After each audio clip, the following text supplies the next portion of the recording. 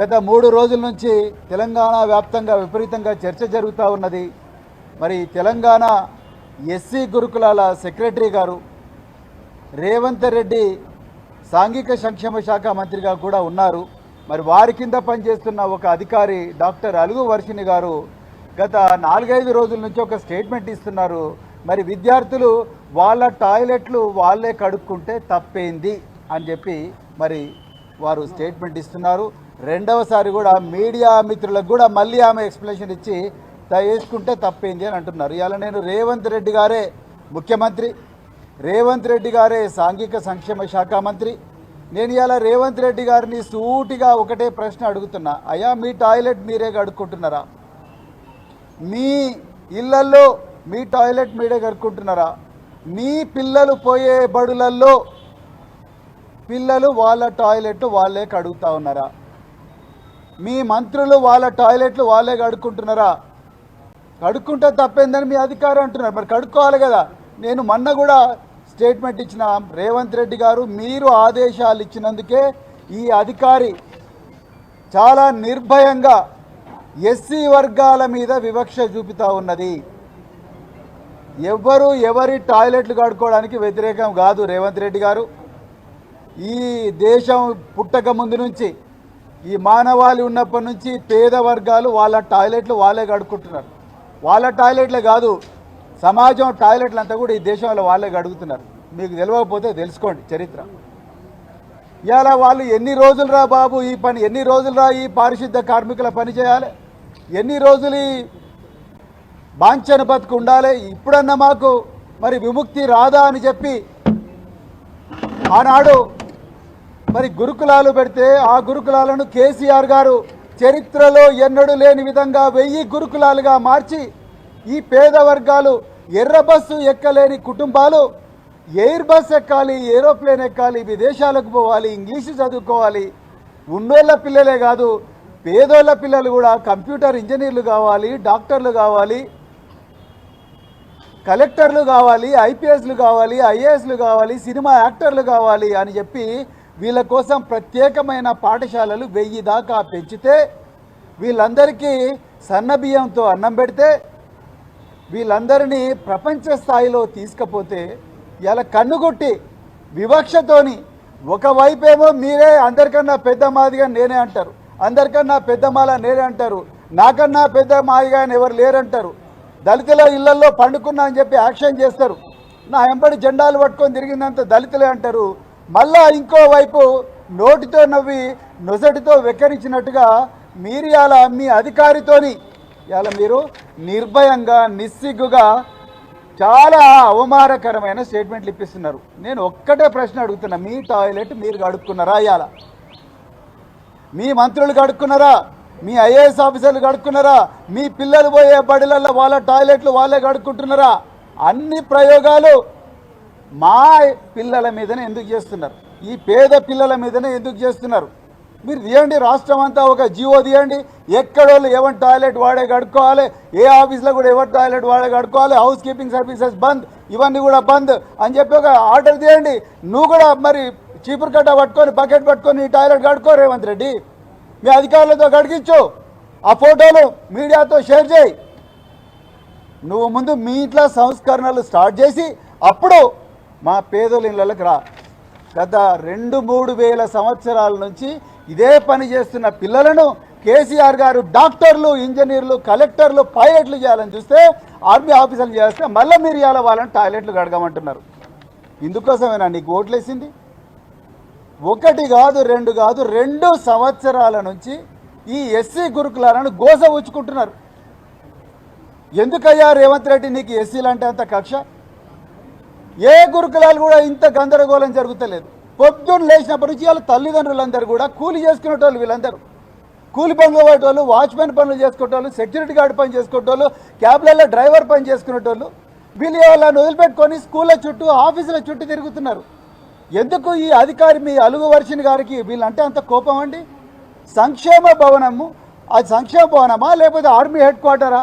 వీళ్ళందరూ ఎప్పుడైతే తల్లిదండ్రులుగా వీళ్ళందరూ పోయి, మేడం మీరు మా పిల్లలకు అన్యాయం చేస్తున్నారు, అప్పుడున్న ఆఫీసర్లు ఇదే కాంగ్రెస్ గవర్నమెంట్లో ఉన్న ఆఫీసర్లు కూడా కొంతమంది మమ్మల్ని మంచిగానే చూసుకున్నారు, కానీ మీరు మాత్రం ఎందుకు మేడం మమ్మల్ని ఇట్లనే చూస్తున్నారు అని అడిగితే పోలీసు వాళ్ళని పిలిపించి వీళ్ళని బయటికి గెంటేయడం, సీసీటీవీ కెమెరాలు పెట్టుకోవడం, వీళ్ళను కనీసం కూర్చోబెట్టి కూడా మాట్లాడే సంస్కారం లేని ఆఫీసర్లను ఇవాళ మీరు సాంఘిక సంక్షేమ శాఖలో పెట్టిండ్రు.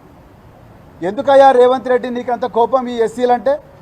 అంటే మాటలకు మాత్రం అసెంబ్లీలో కమిటీ హాల్లో మస్తు మాటలు చెప్తారు, మహబూబ్నగర్ జిల్లాలో ఇంకో మాట చెప్తావు, ఇంకో జిల్లాలో ఇంకో మాట చెప్తావు.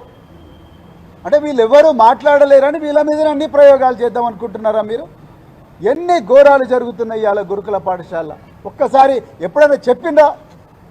నిన్నటికి నిన్న దక్షిణ కొరియాలో అగసారా నందిని అనే అమ్మాయి భారతదేశానికి స్వర్ణ పథకం తీసుకొస్తే కనీసం ట్వీట్ చేయలేని పరిస్థితి మేమందరం చేసిన తర్వాత రాత్రి 10:30కు మెలకు వచ్చి మీరు చేసిండ్రు. కనీసం ఆ అమ్మాయికి ఒక పైసా ఇవ్వని పరిస్థితి. గత ఏషియన్ గేమ్స్లో ఆ అమ్మాయికి కాంస్య పథకం వస్తే కనీసం ఆమెకు ₹1 కోటి ఇవ్వలేని పరిస్థితి, ఆమెకు ఒక ఇంటి స్థలం ఇవ్వలేని పరిస్థితి. ఎందుకు? ఆమె బీసీ వర్గాలకు చెందిన బిడ్డనైనా మీ కోపం? ఆమెకు ఇంటి స్థలం ఇస్తే ఏం పోతున్నది నీకు? వాళ్ళ తల్లిదండ్రులు పిలిపించుకొని అయ్యా తీసుకో ₹1 కోటి, నిఖత్ జరీన్కి ఇచ్చినావుగా, బాక్సర్కు, క్రికెటర్ సిరాజ్కి ఇచ్చినావు కదా, వీళ్ళకు కూడా ఇస్తే ఏం పోతున్నది? అంటే ఆ అమ్మాయి ఒక అమ్మాయి పేద వర్గాలకు చెందిన వాళ్ళ నాయన మల్కాజ్గిరి రోడ్ల మీద ఇస్త్రీ చేసుకొని బతుకుతాడైనా కోపం నీకు? ఇవాళ మీ అలుగు వర్షిన ఆయన ఆమె గురించి చెప్పలేదా? ఈ విధమైన ఘోరాలు వందలు జరుగుతూ ఉన్నాయి. ఇవాళ మరి విద్యార్థుల తల్లిదండ్రులను శత్రులుగా చూస్తూ ఉన్నారు. అదేవిధంగా ఇప్పుడే మేము లోపల మాట్లాడుతుంటే ఒక న్యూస్ వచ్చింది. గౌలిదొడ్డి ప్రపంచం దేశంలోనే అత్యంత ప్రతిష్టాత్మకమైన ఎస్సీ గురుకుల ప్రతిభా పాఠశాల. ఒకప్పుడు బందెలదొడ్డిగా ఉన్న గౌలిదొడ్డిని కేసీఆర్ గారు ఇచ్చిన ప్రోత్సాహంతో తెలంగాణలో మరి దేశంలోనే తలమానికమైన పాఠశాలగా మారుస్తే ఇవాళ ఇప్పుడున్న సెక్రటరీ డాక్టర్ అలుగు వర్షిణి గారు తన సొంత ఆస్తి అయినట్టుగా గౌలిదొడ్డి ఒకటే గ్రూపు చెందుతుంది, గౌలిదొడ్డిలో ఎవడు గెస్ట్ ఫ్యాకల్టీ ఉండాల్సిన అవసరం లేదు, గౌలిదొడ్డిలో పార్ట్ టైం ఉండాల్సిన అవసరం లేదు, ఎవడు ఉండాల్సిన అవసరం లేదు, మేమే చేసుకుంటాం, మీరు ఇక్కడ నుంచి బయటికి పోండి అన్నారు.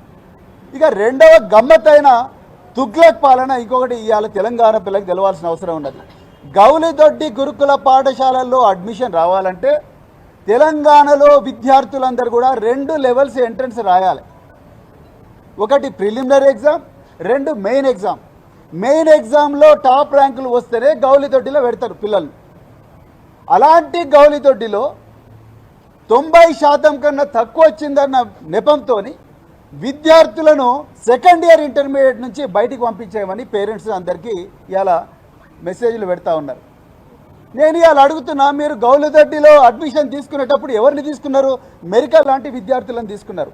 2 లెవెల్స్ ఆఫ్ ఎంట్రన్స్ పాస్ అయిన విద్యార్థులను తీసుకున్నారు.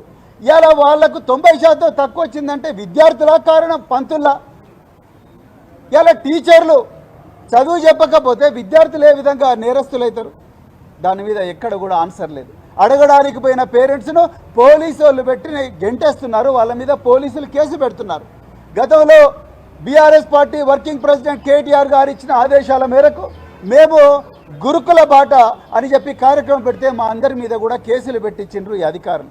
మమ్మల్ని గురుకులాల్లోకి పోనివ్వలేదు. అంటే మీ ఏవైతే అవినీతి, మీ అక్రమాలు, మీ దౌర్జన్యాలు, మీ దోపిడీ, మీ వివక్ష బయటపడుతుందని చెప్పి ఆ రోజు మమ్మలను గురుకులాల లోపలికి రానివ్వలేదు. ఇగో ఇవాళ మీరు చేస్తున్న కార్యక్రమం ఇది.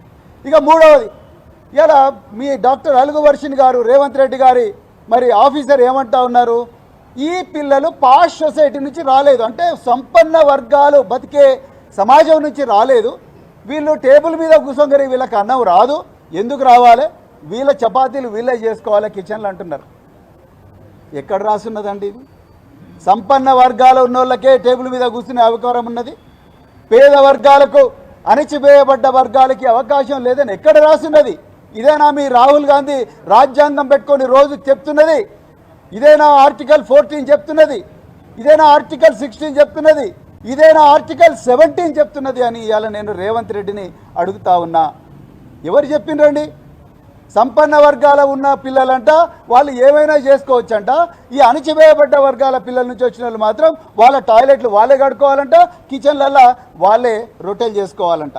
మరి మీకు పన్నులు ఎందుకు కడుతున్నాం మేము? మీ హాస్టల్లో మా పిల్లల్ని ఎందుకు చేర్పిస్తున్నాం? మీకు జీతాలు ఎక్కడి నుంచి వస్తున్నాయి? చెట్టు నుంచి కాస్తున్నాయా? ఆకాశం నుంచి ఊడిపడుతున్నాయా? రేవంత్ రెడ్డి నీకు వచ్చే 4 లక్షల జీతం ఎక్కడి నుంచి వస్తుంది? నీ బుల్లెట్ ప్రూఫ్ కాన్వాయ్ ఎక్కడి నుంచి వస్తుంది? నీకుండే పోలీసుల జీతాలు ఎక్కడి నుంచి వస్తున్నాయి? మీ మంత్రుల జీతాలు ఎక్కడి నుంచి వస్తున్నాయి? మీ ఐఏఎస్ ఆఫీసర్ల జీతాలు ఎక్కడి నుంచి వస్తున్నాయి? మీ ఏసీ రూమ్లో కరెంట్ ఎక్కడి నుంచి వస్తుంది? ఇవన్నీ కూడా మేము పేదలు కట్టిన పన్నులే కదా, మా చేత కాదనే కదా ఇవాళ మా పిల్లలందరినీ కూడా మీ హాస్టల్లో పెడితే మీ బాగా చదివిస్తారని కదా. మళ్ళీ మేము అక్కడికి వచ్చిన తర్వాత మళ్ళీ మమ్మల్ని మా రొట్టెలు మేమే చేసుకోమంటారు. మీ కిచెన్ ఎక్కడ పోయింది? మరి మీ కుక్కలు ఎక్కడ పోయినరు? దీని మీద ప్రభుత్వం ఇవాళ సంజాయిషి ఇవ్వాల్సిన అవసరం ఉన్నది.